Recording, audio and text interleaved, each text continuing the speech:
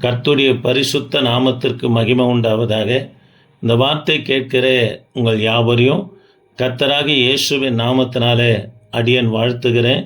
தேவ பிள்ளைகளே, நாம் தொடர்ந்து ஆதியாகம நாட்களிலிருந்து தியானித்து கொண்டு வருகிறோம். கடந்த பதிவில் ஈசாக்கை குறித்து தியானித்தோம். ஈசாக்கு என்றால் நகைப்பு என்று பொருள். ஏன் கர்த்தர் ஆபிரகாமிடத்தில் நீ பெற்று எடுக்கிற உன் பிள்ளைக்கு நகைப்பு என்று பெயர் வைக்க சொன்னார் என்று சொன்னால், ஆதியாகமம் 18ஆம் அதிகாரத்தில் ஆண்டவர் கொடுத்த வாக்குறுதியை நம்புவதற்கு ஏதுவான சூழ்நிலை ஒன்றும் இல்லாத பட்சத்தில் தான் சாராளமாக உள்ளத்தில் நகைத்தாங்க. ஆகவே பெற்றெடுக்கிற பிள்ளைக்கு ஈசாக்கு நகைப்பு என்று பெயர் வையுங்கள் என்று ஆண்டவர் இந்த இடத்துல சொன்னதை பார்க்கிறோம். தேவ பிள்ளைகளே, இன்றைக்கு யாக்கோபை குறித்து தியானிக்க போகிறோம். யாக்கோபு என்பதற்கு பழைய ஏற்பாட்டில் ஜேக்கப் என்று ஆங்கிலத்தில் சொல்லப்படுகிறது. யாக்கோப் என்பதற்கு பழைய ஏற்பாட்டில் ஏமாற்றுகிறவன், காலை வாரி விடுகிறவன் என்று பொருளாக இருக்கிறது. புதிய ஏற்பாட்டில் கொடுக்கப்படுகிற யாக்கோபுக்கு ஜேம்ஸ் என்று பொருளாக இருக்கிறது. ஜேம்ஸ் என்றால் தெரிந்து கொள்ளப்பட்டவன் என்று புதிய ஏற்பாட்டில் இருக்கிற யாக்கோபுக்கு அர்த்தமாக இருக்கிறது. தேவ பிள்ளைகளே, புதிய ஏற்பாட்டில் 5 யாக்கோபுகள் இருக்கிறாங்க. நாம் இன்றைக்கு பழைய ஏற்பாட்டில் இருக்கிற யாக்கோபு குறித்து நாம் தியானிக்க போகிறோம். முற்பிதாவாகிய ஆபிரகாம், ஈசாக்கு, யாக்கோபு.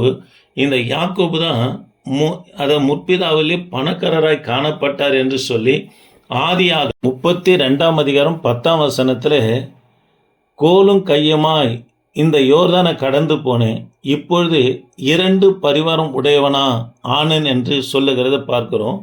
அது மாத்திரமல்ல, ஆதியாகமம் 49ஆம் அதிகாரம் 29ஆம் வசனத்தில் மன்னிக்க வேண்டும் 26ஆம் வசனத்தில் யாக்கோபு தன் குமாரர்களை ஆதியாகமம் 49ஆம் அதிகாரத்தில் ஆசீர்வதிக்கும் போது 49:26 யாக்கோபு சொல்லுகிறார், உன் தகப்பனுடைய ஆசீர்வாதங்கள் என் பிதாக்களுடைய ஆசீர்வாதங்களுக்கு மேற்பட்டதாக இருந்தது என்று சொல்லுகிறார்.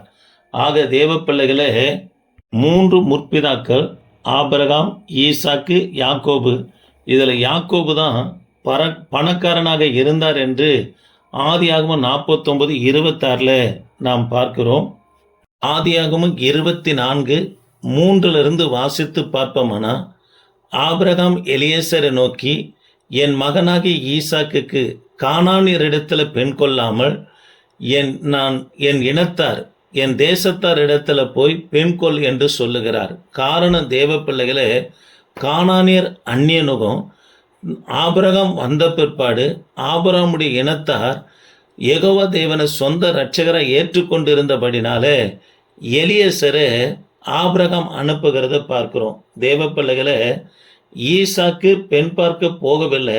எலியேசர் தான் 10 ஒட்டங்களுடனே ஈசாக்குக்கு பெண் பார்க்க போகிறார் என்று சொல்லி ஆதியாகமம் 24:10 வாசிக்கிறோம். ஆனால் யாக்கோப்பு பெண் பார்க்கும்படியாக அனுப்பப்படுகிறார். பதான் ஆரானுக்கு அனுப்பப்படுகிறார். இது பதான் ஆரான் என்று சொன்னால் நுகம் என்று பொருளாக இருக்கிறது.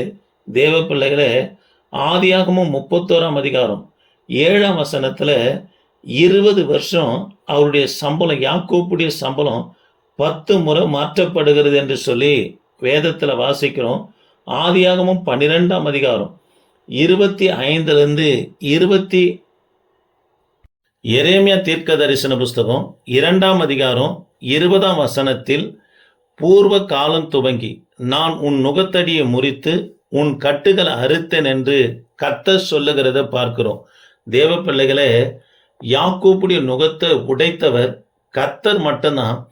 14 வருஷம் சம்பாதிக்க முடியாத ஆசீர்வாதத்தை 6 வருஷத்தில் கர்த்தர் சம்பாதித்த கொடுத்தார் என்று சொல்லி பார்க்கிறோம்.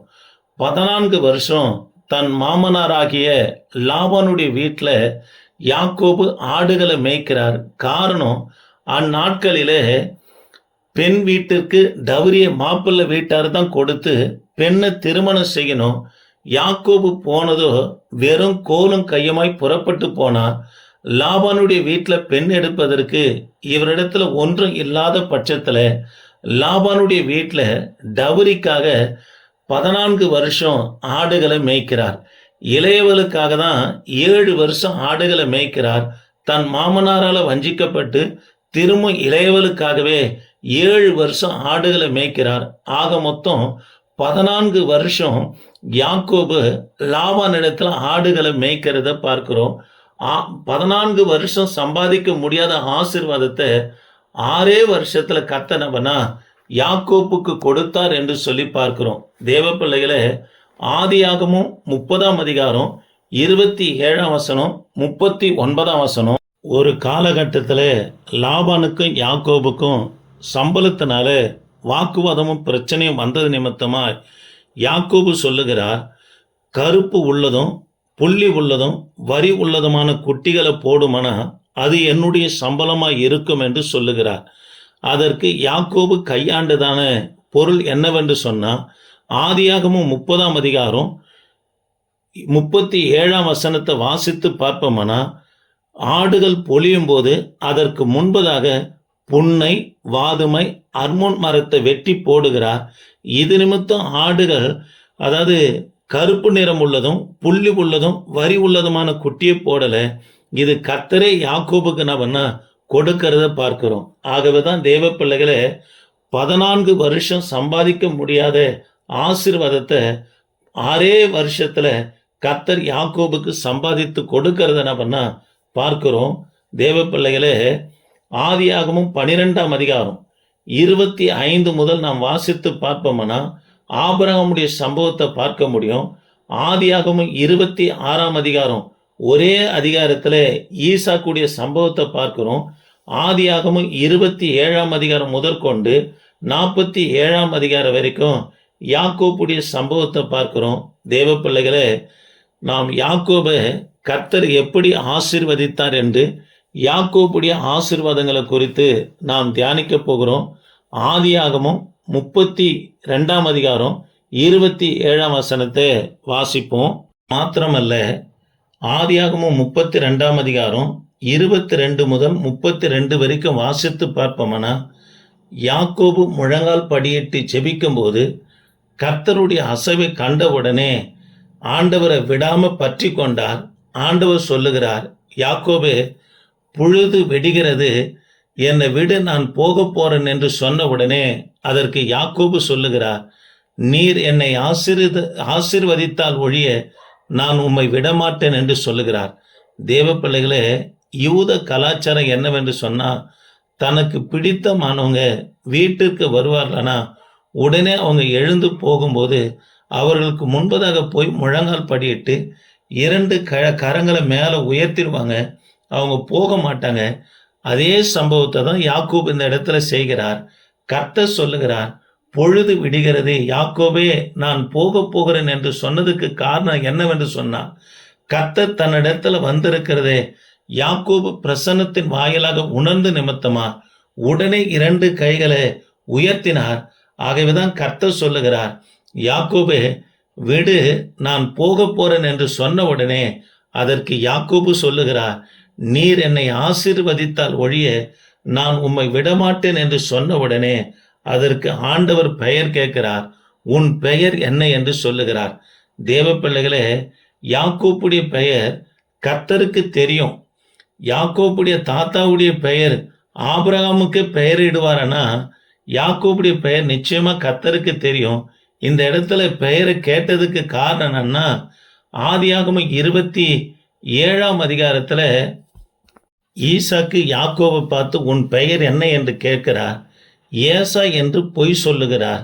தேவ பிள்ளைகளே, அது மாத்திரமல்ல, தன்னுடைய மாமனாரையும் அவர் ஏமாற்றினார், தகப்பனையும் ஏமாற்றினார், தன் சகோதரனை ஏமாற்ற நிமித்தம்தான் கர்த்தர் உன் பெயர் என்ன என்று கேட்டவுடனே அதற்கு யாக்கோபு சொல்லுகிறார், என் பெயர் யாக்கோபு, நான் எத்தன்தான், ஏமாற்றுக்காரன் தான், நான் திருடன் தான் என்று சொல்லி தன் பிழைய, தன் தவறு, தன் பாவங்களை ஒப்புக்கொண்ட பிற்பாடு ஆண்டவர் சொல்லுகிறார், இனி நீ யாக்கோபு எண்ணப்படாமல் இஸ்ரவேல் எண்ணப்படுவாய் என்று கர்த்தர் நீ மனிதனோடு தேவனோடு போராடி மேற்கொண்டாய் என்று சொல்லி அவருக்கு இஸ்ரவேல் என்று பெயர் இடுகிறத பார்க்கிறோம். தேவ பிள்ளைகளே, மனுஷனை மேற்கொண்டார், அண்ணன் மாமனார் தகப்பனாரை மேற்கொண்டார், தேவனை மேற்கொள்ளவே முடியாது. கர்த்தர் யாக்கோப்பை நேசித்தது நிமித்தமா விட்டு கொடுத்தார் என்று சொல்லி பார்க்கிறோம். ஓசியா தீர்க்க தரிசன புஸ்தகம் 12ஆம் அதிகாரம் 3 முதல் 6 வரைக்கும் நம்ம வாசித்து பார்ப்போம்னா, யாக்கோபு அந்த ஆற்றங்கரையில அழுது கர்த்தரை நோக்கி கெஞ்சினார் என்று சொல்லி பார்க்கிறோம். ஆகவே கர்த்தர் தன்னை யாக்கோபுக்கு நவனா விட்டு கொடுத்ததே நம்ம பார்க்கிறோம். தேவ பிள்ளைகளே, ஆதியாகமம் 32ஆம் அதிகாரம் 29ஆம் வசனத்தில் நீர் என் நாமத்தை கேட்பானேன் என்று சொல்லி அங்கே யாக்கோபு கர்த்தர் ஆசீர்வதிக்கிறார். அப்பொழுது யாக்கோபு, நான் தேவனை முகமுகமாய் கண்டேன், உயிர் தப்பி பிழைத்தேன் என்று சொல்லி அந்த ஸ்தலத்திற்கு பென்யேல் என்று பெயரிட்டான் என்று சொல்லி பார்க்கிறோம். தேவ பிள்ளைகளே, கர்த்தர் இந்த இடத்துல யாக்கோபை ஆசீர்வதித்ததை பார்க்கிறோம். தேவ பிள்ளைகளே, ஏற்கனவே நம்ம பார்த்தோம், முற்பிதாக்களே பணக்காரர் யாக்கோபு தான்.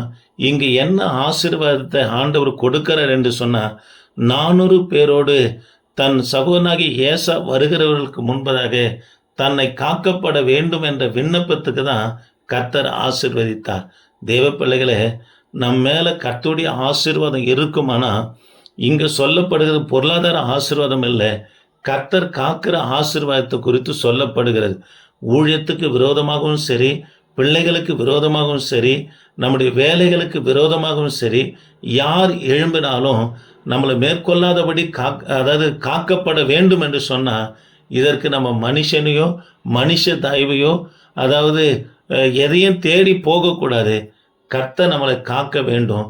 கர்த்தர் நம்ம காப்பாரானா நமக்கு கொடுக்கப்பட்ட ஆசீர்வாதத்தில் பிசாசும் மனுஷனை கை வைக்காதபடி கர்த்தர் பாதுகாக்கிறவராக இருக்கிறார்.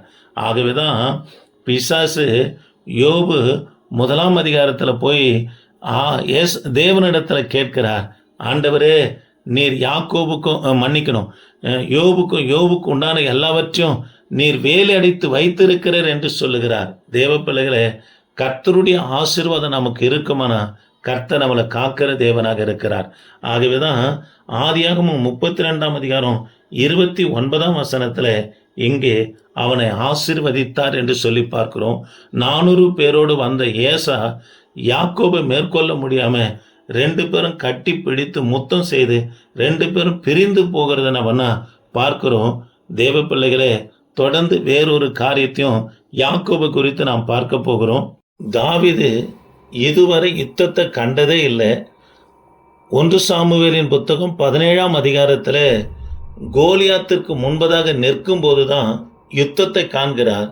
கோலியாத்தை எப்படி வீழ்த்துவது என்று சொல்லி தாவீது நினைக்கும் போது தாவீதுடைய இருதயத்தில் பட்ட காரியம் என்னவென்று சொன்னால், 400 பேரோடு வந்த ஏசாவுக்கு தேவனாய் இல்லாம பலவீனமாய் காணப்பட்ட யாக்கோபுக்கு தான் தேவன் துணை நின்றார் என்று சொல்லி மனசில் வச்சு தான் புறப்பட்டு போகிறார்.